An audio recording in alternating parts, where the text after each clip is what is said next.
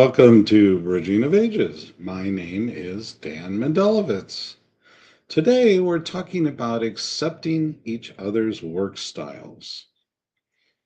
Previously, on other shows, we've led up to this and we've talked about the difficulties, and today we're going to try to take a little more positive spin and see how you can build on what you've learned so far and learn to accept each other's work styles.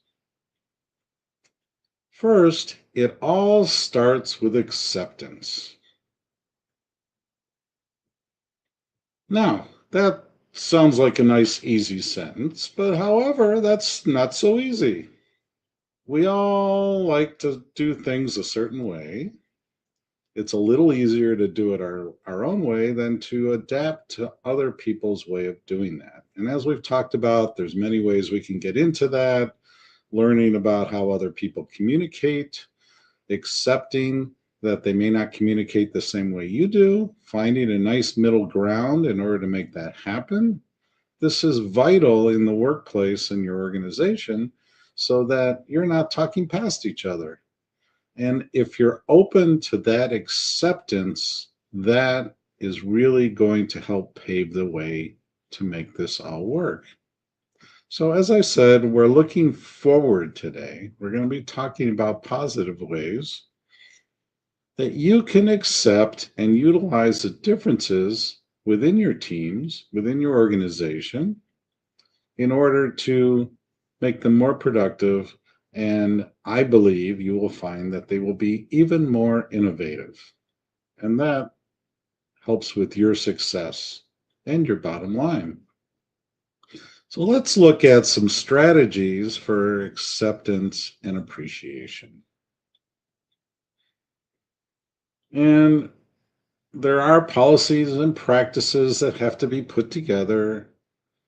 We have to be open to dialogue and feedback. And we have to recognize and leverage the different strengths that people have. Just because you're younger or older doesn't mean you don't have something to contribute. And as we've talked about frequently on our shows, when you start to meld these, they become even more powerful. So, what are some of the strategies that you can put together?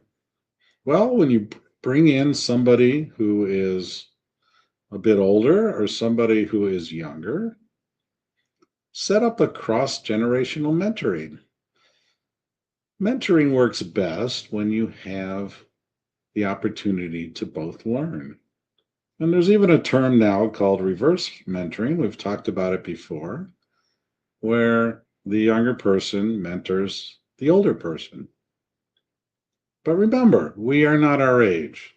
So SHRM, the HR organization, did a study, and they found that 70% of companies that have these kind of inclusive policies have an increase in engagement and retention with their employees.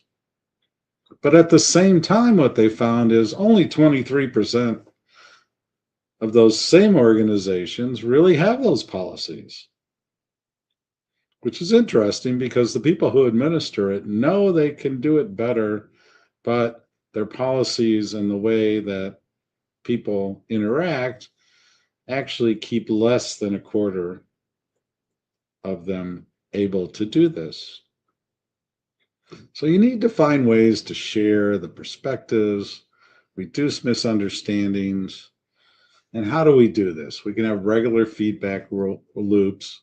We can, as we've talked about before, find better ways to communicate. You have to find that common ground. Because what a lot of people forget is the people that we sell to or what the organization serves often are very different and diverse in their ages. And if our teams don't reflect what our customers are, we are missing a lot of what they're looking for. So if you can set up these regular feedback loops, some of that comes from mentoring, some of that becomes part of the way you can talk to each other. But as I said, it really starts with acceptance. And if you're willing to accept that there's a different way to do it, you can really help. And in that same study that we talked about, they said when you start to have these feedback loops and share perspectives and find ways to work within the misunderstandings that a lot of times come from the language and style of work, um, you can get you can improve that communication by at least 25%. Now that's significant. So, are you leveraging those distinct skills that each person has and each age has? And if you're not, then you're missing a lot. Because remember, we've talked about a lot of helping your productivity and helping your innovation. So, the people doing your talent management really need to look at what they find are strengths. And when they look at that strength based deployment, it really helps that development. And within that same study, they found we have a 28% boost in performance in those organizations that have those type of inclusive policies. So how can we go forward with this? Be a translator between age and groups. So I had an opportunity. I was working with a large project that was between a business unit and the IT technical people. First off, as you can imagine, the communication between these two groups was difficult to start with, but there also was quite an age disparity. The people on the business side tend to be a little older, the people on the IT side tended to be younger. So I had the dual difficulty of having to have them talk to each other in different business languages as well as different ways of communicating. And I had a lot of experience running technical projects and running projects on the business side. So I became this grand translator. And it became really powerful because I was able to communicate and translate between the two groups. We would sit in a meeting, and a technical person would start talking in a lot of technical language. And the business people I could see were starting to not listen, and vice versa. The business people were talking about how this affects the business and the profits and the bottom line, and how this project was going to improve what the company was trying to do. And there wasn't necessarily an understanding of that on the technical side of the divide there. One of the ways I did this is I kind of mixed them up. They tended to sit on either side of the table. And I said, well, why don't we intersperse it a little bit and make it work? And of course, you always have certain power dynamics depending on who's in the room in any organization. And I tried to break that down. But what became really powerful and what I found I could do really well is be the translator, finding different ways of explaining the same thing to a person who communicates differently.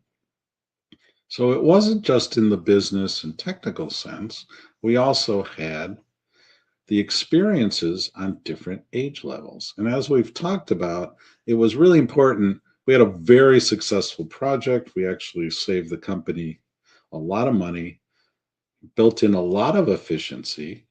The interesting part about it was after the project was done, I was able to set up how it was going to be maintained going forward and how we would bring in new features. And because the people in the various departments now knew how to communicate with each other, it went much smoother, much smoother. And it was very helpful for both sides.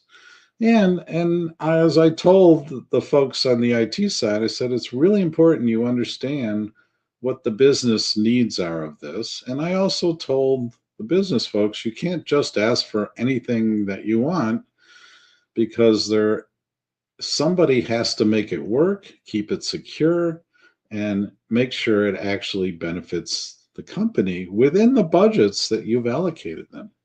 So this became a very successful project because I became that translator between the ages and the groups.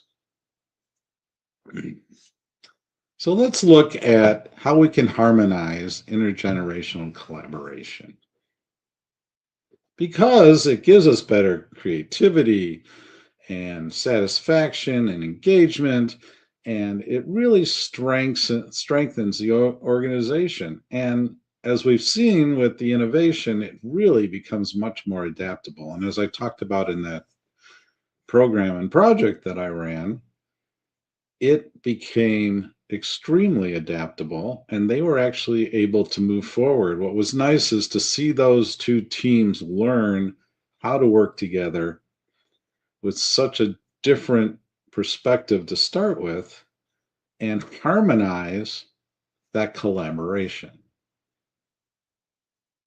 So, as we've talked about, take these very generational perspectives and get them on the table, get them out front. You need to make sure that people in that group are all getting a chance to contribute, as we all have. And I was that guy. I was the guy who sat back and didn't contribute and had ideas and let other people speak for me. And then I learned that no, my ideas are also important. And what I found when I was managing it is I made sure to look for those people who weren't speaking up. And sometimes you have to just speak to them on the side individually and say, look, I value what you're going to bring to this meeting, but you need to speak up in order to move forward. And then I would make space for them. So the important thing is we improve the engagement of everybody once we bridge these divides, and we became more innovative and more productive. So it's really gives you a competitive advantage if you have the opportunity to get everybody to contribute. Obviously, in most organizations, somebody is appointed to, be in charge of that project and responsible for it.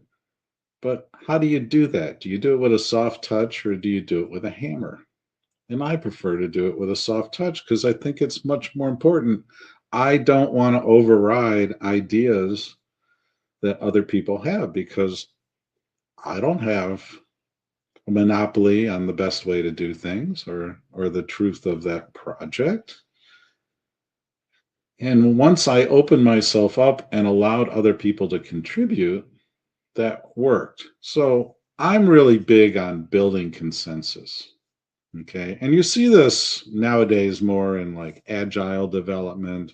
It really is more about a consensus and finding a way to move forward together, not taking too big a chunks so that you can actually get something accomplished, so that people have that sense of satisfaction as they move forward. So if you have them satisfied with the progress, you have them engaged, they know that just because they're the youngest person on the team, their ideas are just as important as somebody who has decades of experience. But they also have to recognize that that person who has decades of experience has seen things that maybe they haven't. And I'm sure that you've come across this also. I have found that certain ideas keep popping up over and over again. The how to make them happen and the technology has changed, but the same problems reoccur in human society and in our businesses. And having somebody on your team with experience who's seen these things before can tell you and help you with the pitfalls and say, we've done this before and this is what we came across. And I know things are different now, but here's something to look out for. And that helps the people who were just starting out or somewhere in the middle find a way to do that together. Remember, we are looking for a collaborative approach. We want to harmonize that together. So that's why we talk about harmonizing the intergenerational collaboration.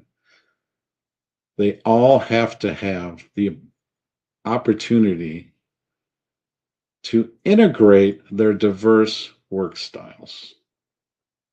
And as we've talked about many times and in our earlier shows, once they're integrated, once there is that sense of value, and I know I repeat this over and over again, it improves your productivity and it stimulates the innovation. I've found repeatedly that when I ask somebody else to look at my work, it's kind of like you think about a writer. What makes a writer even better? A good editor. If you have an excellent editor, your writing is going to be much more superb because somebody else has looked at it. You've accepted their evaluation. They are looking at it with different eyes than you are, and that expands your creativity. Now you are more productive. So if we look at that in the workplace or in the organization or even a volunteer organization, we can use that same concept. We can edit it. We can build consensus. We can take the various diverse work styles and integrate them. Okay? So now we get back to acceptance. So we're going to foster the acceptance and appreciation for differing approaches. And how do we do that? We've talked about we have to understand and appreciate everybody's unique work style because not everybody does it the same. And what you will find is as people get their work done, especially in the high-paced way business is today, everybody has these little shortcuts in order to get their work done. But they're not written down.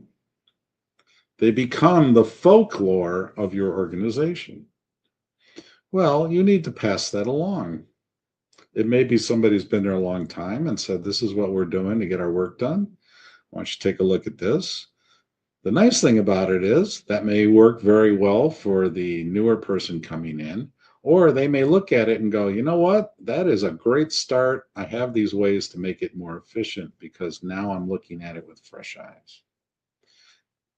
And so they can roll that back to the person, back to acceptance. If you won't accept change, then it's not going to work. So we all have to be able to adapt and to change. And we can't make assumptions that just because you've been in the workforce for several decades, you can't change anymore. That's not the case. Remember, we've seen everything. We've seen all these problems come up before, and we've had to make solutions in tough situations. That doesn't mean we have the monopoly on the truth, but we should recognize and accept the experience of those who've gone through it. At the same time, we need to allow space for new innovation and new ideas. So really address those challenges openly, leverage all those individual strengths, and that will allow you to build a resilient and innovative workplace for the future. After a word from our sponsor, we will come back and talk about some action items that you can do in order to implement some of the things we've talked about on today's episode. I am Dan Mendelevitz. This is Bridging of Ages.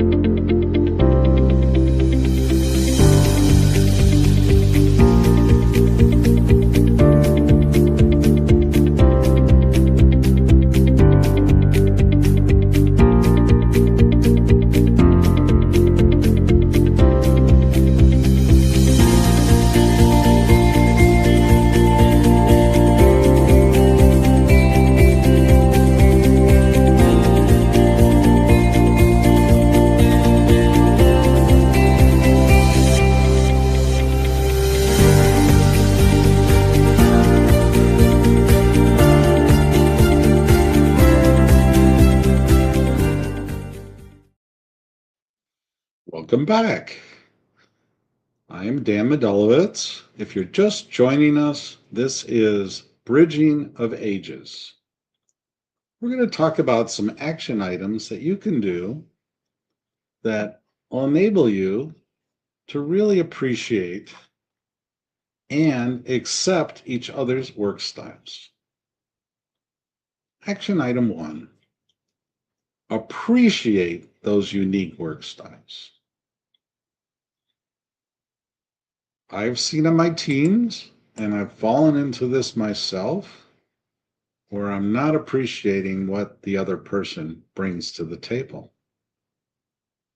We have to be open to that. We have to be open to constructive criticism, and we have to be open to what I talked about earlier, that editing of the writing, that opportunity to make it even better.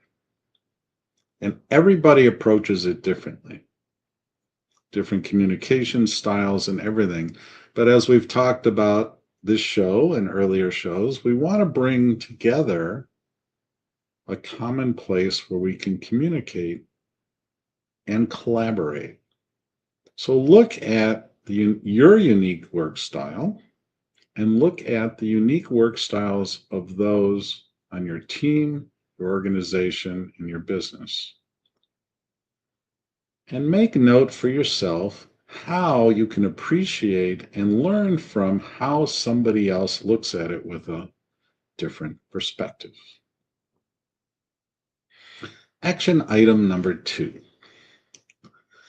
leverage individual strengths.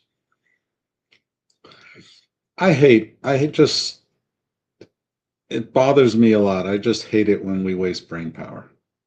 And I've seen people shunted to the side because they weren't able to speak up, or they didn't know how to communicate with the other person, or they were just dismissed because of a power hierarchy in the business. We should be leveraging those individual strengths. Everybody brings something to the table. Why'd you hire this person? You hired them because of their strengths. You hired them because of their innovation. You hired them because of their problem solving. So if you can find ways to leverage that, every individual, their strengths, you are only going to grow and build a more productive team. It's really important to have that leveraging so that each individual feels like they are contributing and that what they bring counts. So look at how you're doing it now and look for little better ways to do that. And you need to observe it, and then you need to act on it. So action item 3 is build a resilient workplace. And this really comes from the first 2 action items and what we talked about earlier in our show. You want to build that resilience in. And intergenerational teams have been found repeatedly to be the most strong and resilient.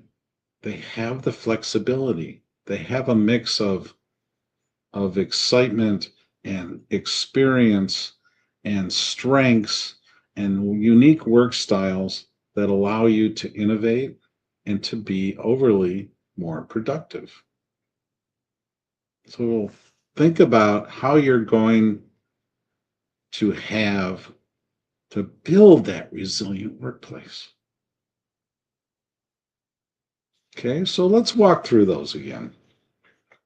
Action item 1, appreciate unique work styles. So remember, you are now building for yourself of each person's work style.